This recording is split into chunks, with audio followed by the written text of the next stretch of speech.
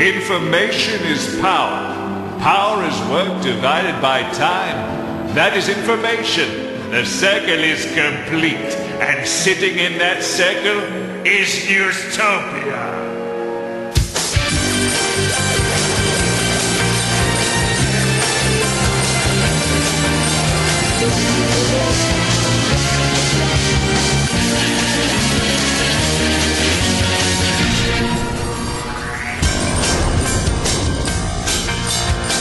And Gabaz, hi. Hope you had a happy equinox. I am Sean Mikalev, and this week on Newstopia Tonight, Serbia claims it doesn't recognise Kosovo because it's wearing a false beard.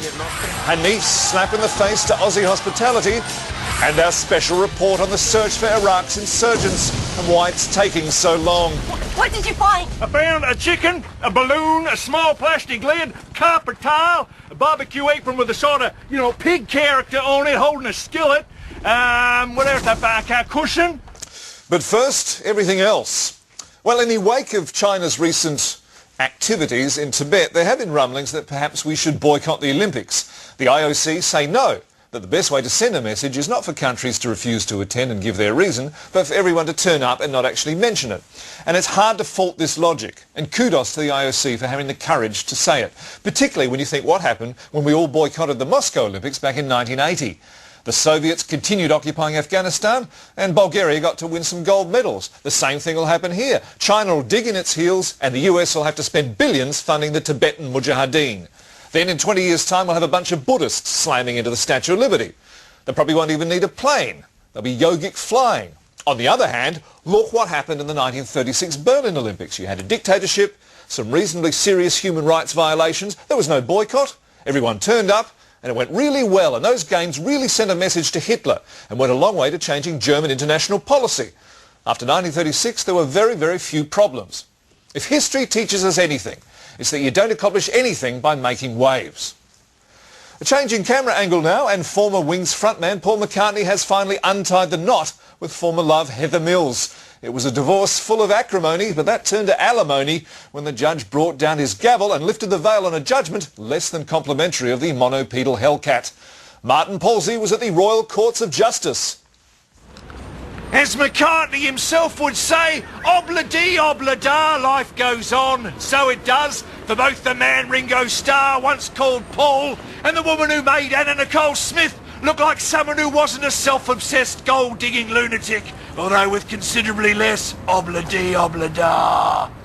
Mills blames the press for their split-up, accusing them of exaggeration, innuendo and inaccurate reporting, something the press hotly denies. Trevor Kavanagh from The Sun, the newspaper, not the giant celestial body around which our Earth revolves, implied in an unconfirmed report that Ms. Mills was an alien.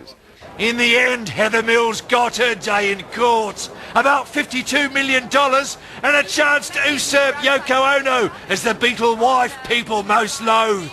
Martin Palsy, London. Only in America.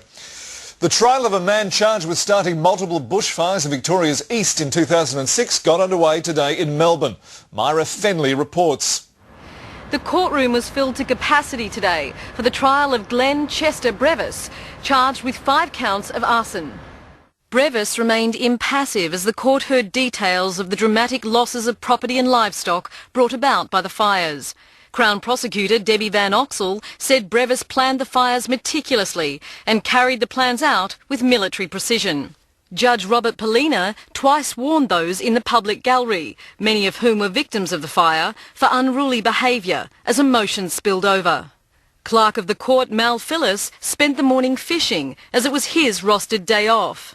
The court then adjourned for lunch as Judge Polina considered an application from the Defence Counsel for a closed hearing in light of the patent hostility evident in the courtroom. Upon resuming, Crown Prosecutor Vander Oxel outlined the events leading up to the first fire, but the hearing was momentarily halted as the courtroom artist's pencil broke and he frantically searched for a replacement. It was at this point that Judge Polina asked that a courtroom artist from another television network be removed, as her portrayals of proceedings were not deemed sufficiently accurate. An example being this depiction of the judge himself. The hearing continues tomorrow. Myra Fenley, Newstopia. In the wake of last week's announcement by the Education Minister of an independent federal review of tertiary education in this country, Australia, there's been no shortage of foam and dead fish caught up in the propellers. One bit of flotsam or jetsam that's washed up at my desk is Professor Tyler Cagg from Universities of Australia, who I imagine was expecting to be swimming in a huge vault of money Scrooge McDuck style seconds after the election. Not at all, Sean. Not only are we aware that the government had some pretty outlandish pre-election promises to honour, but now has an engorged economy. It has to hit with a cold spoon. I mean, we might be academics, but at the end of the day, if we're not in touch with the lives of everyday Australians, then we might as well be the unworldly dreamer from the 1837 poem by Charles Augustin Sainte-Beuve. So is Australian higher education in crisis, or what? At the moment we're in something of a cleft stick. Not enough government money to offer sufficient places, so we do rely on the huge fees paid by foreign students to fund the shortfall. But that's good, isn't it? Because then you get the extra places. Yes, but the difficulty is that the foreign students, having paid the extra money, do rather want the places for themselves. Well, they paid for a degree. Why don't you just send them the degree in the post and keep the places for the Australian students? Well, I think that would be borderline unethical. Well, save them coming over. I think it's important that they participate in the fiction, that they do understand what's going on in the lectures, and that there is some chance that we will fail them if they are appalling in the exams. Otherwise it just becomes a farce. Yeah, but, you know, you could award the places on merit, be like the old days. Oh, look, that sort of travesty of education might work for the TAFE colleges, but not for real universities. All right. What about sponsored research? How big's a lecture theatre these days? Sweeps about 200. All right. Well, those big company grants would buy a lot of desks, wouldn't they? The difficulty with sponsored research is that at the end of the day you do have to accomplish something. I mean, unless you can solve perpetual motion or design an engine that runs on water, you're constantly having to return their calls and justify yourself. That eventually just becomes annoying. Professor Cagg, thank you. Still on government spending, and last week saw an increase in the funding for aged care, but a slash in the funding for defence. The Prime Minister said that we owe a debt of gratitude to our older population, many of whom fought to ensure our freedom.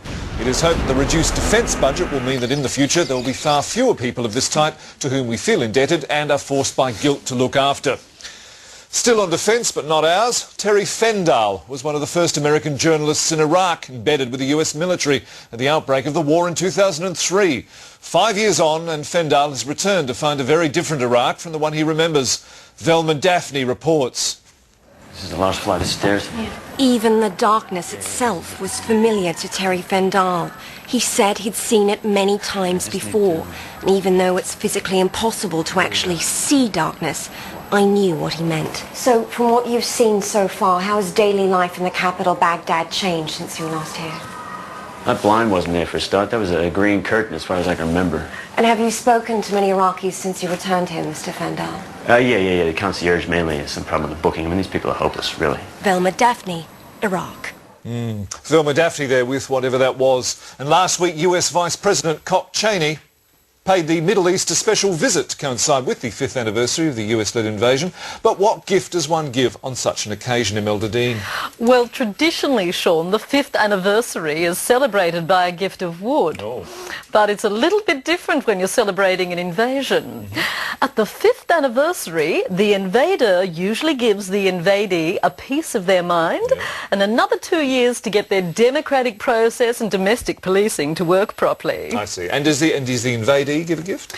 Traditionally, at the 5th anniversary, it would be Semtex. All right, Imelda, we're fast approaching the 60th anniversary of the Chinese-led invasion of Tibet. A very auspicious anniversary indeed. Yes. Usually marked by the gift of diamonds. Ooh, lovely. But in the case of international diplomacy, something a little more practical. A gift of China. Ah, so China gives Tibet China.